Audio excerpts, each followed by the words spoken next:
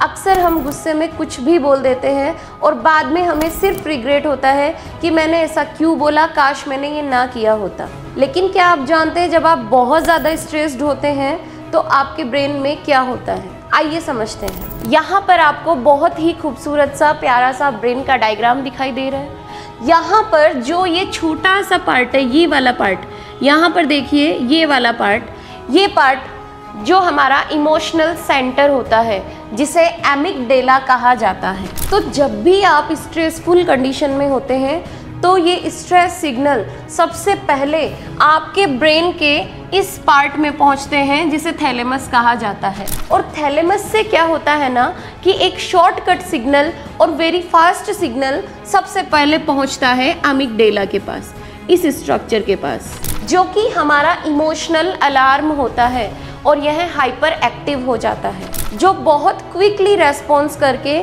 Brain के fight, flight and freeze mode को on कर देते हैं। और इस समय क्या होता है ना, हमारा प्रीफ्रंटल कॉर्टेक्स दिस पार्ट जो कि हमारा थिंकिंग ब्रेन होता है, यह शट डाउन हो जाता है। और साथ ही स्ट्रेस हार्मोन्स की तो जैसे फ्लड आ जाती है। इसे एमिगडेला हाइजैक या न्यूरल हाइजैक कहा जाता है और इसकी वजह से हम बिना सोचे समझे रिएक्ट करने लगते हैं एंड सिचुएशंस के लिए कॉन्शियसली रिस्पॉन्ड नहीं कर पाते हैं। और यही कारण है कि स्ट्रेस में हम कुछ इम्पल्सिव बोल देते हैं या कोई गलत डिसीजन ले लेते हैं, क्योंकि हमारा इमोशनल ब्रेन हमारे थिंकिंग ब्रेन को ओवरटेक कर चुका होता है और बाद में सिर्फ रिग्रेट और गिल्ट फील होता है। अगर यह प्रोसेस बार बार रिपीट होता रहता है तो ह्यूमन में overthinking, emotional burnouts, procrastinations and brain fog जैसे इश्यूज देखने को मिलते हैं। तो अगली बार याद रखना, आप जब भी स्ट्रेसफुल कंडीशन में हो